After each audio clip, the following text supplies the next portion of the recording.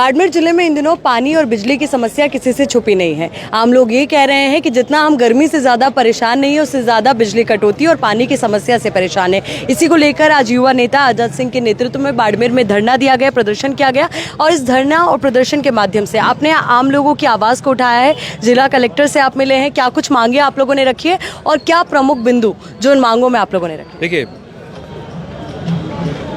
ये सवाल वैसे जो है वो अगर मैं किसी को भी करूं तो उसके पास मुझे मालूम है कि इस बात का जवाब नहीं होगा, क्योंकि इस बात का जवाब मेरे पास भी नहीं है कि जब हमारे पास में पानी नहीं था, बाड़मेर में साधन नहीं थे, संसाधन नहीं थे, तब भी हमारे परिवार इसी पानी पे जीते थे।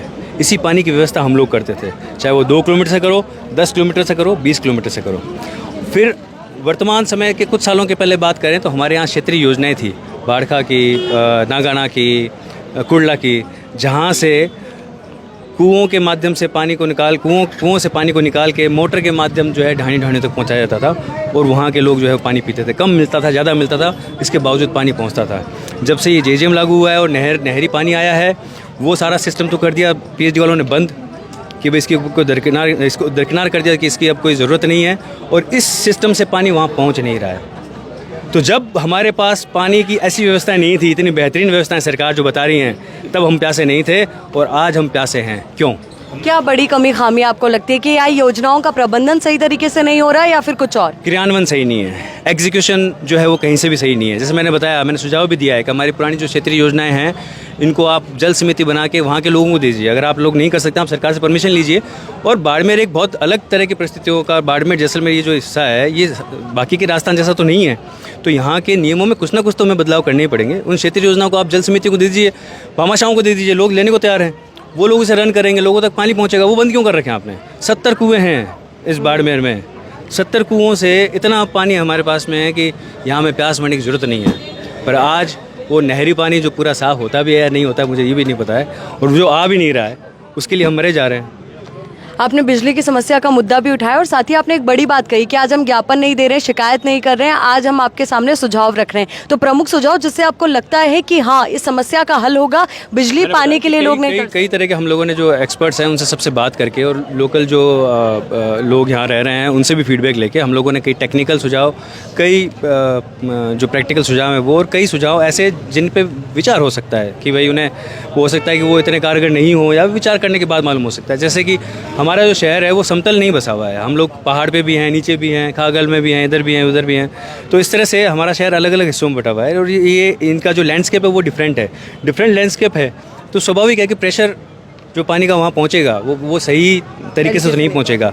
तो प्रेशर कंटूर एक डायग्राम होता है, जिसको आप डायग्राम बनाने के बाद में आप ये तय करते हैं कि हमें यहाँ इतने प्रेशर के लिए चाहिए और यहाँ इतनी ज़रूरत है।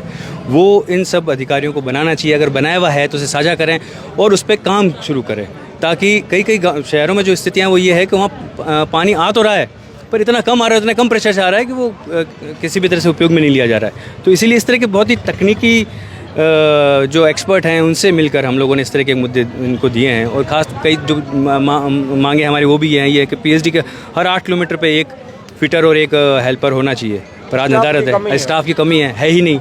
तो आप संविदा के तौर पे आपको मिल रहे हैं, आपने मांगे हैं क्या? किसी ने मुझे कहा कि भाई हम लोगों ने यहाँ से 1500 मांगे और हमें 15 मिले, 1500 मांगे और 15 मिले, तो ये गलती किसकी है?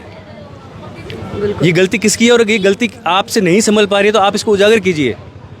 हम लोग बात करेंगे जलदाय मंत्री से, हाजिरी कम देते हो। तो इस तरह की जो चीज़ें हैं वो टेक्निकल सारे पॉइंट्स हैं, वो हम लोगों ने दिए हैं 20 सुझाव कि आप इन सुझावों को अगर मानेंगे तो, जैसे बहुत छोटी सी चीज़ है कि हमारे पुराने पाइप्स हैं यहाँ पर सीमेंट के और पीवीसी के, वो पूरी दुनिया में रिप्लेस होकर एचडीपी हो चुके हैं, पर अभी तक हमारे यहाँ रिप्लेस नहीं हुए हैं। तो उनको रिप्लेस करवाइए आप, उसका तो बजट भी मिल रहा है, और रिप्लेस नहीं करवा पा रहे हैं तो सीमेंट के पाइप जो सारे चौक पड़े हैं उनको साफ़ करवाइए।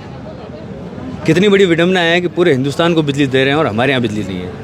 आजाद सिंह जी पूरा रिसर्च करके आए, तमाम तकनीकी खामियां भी आपने बताई और साथ ही ये भी बताया कि किस तरीके से इस समस्या का समाधान हो सकता है। अब ये देखना महत्वपूर्ण हो जाता है कि आज जो सांकेतिक तौर पर धरना प्रदर्शन यहाँ पे किया जा रहा है वो क्या आगे तल्ख रूप लेगा या फिर इन समस्याओं का समाधान होगा। कई और आम लोग भी उनसे भी जुड़ेंगे, उनसे भी बात करेंगे।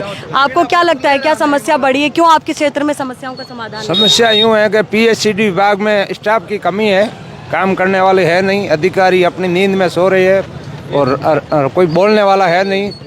विधायक वगैरह सांसद है जो भी मतलब कोई काम के बारे में रुचि चलिए लेते देखिए हैं। अब महिलाएं भी हैं क्योंकि यहाँ पर उनसे भी बात करेंगे, उनकी जुड़ी भी तमाम जो चीज़ें हैं वो हम आप तक पहुँचाएंगे और तमाम अपडेट्स के लिए आप बने रहिए द खटक के साथ।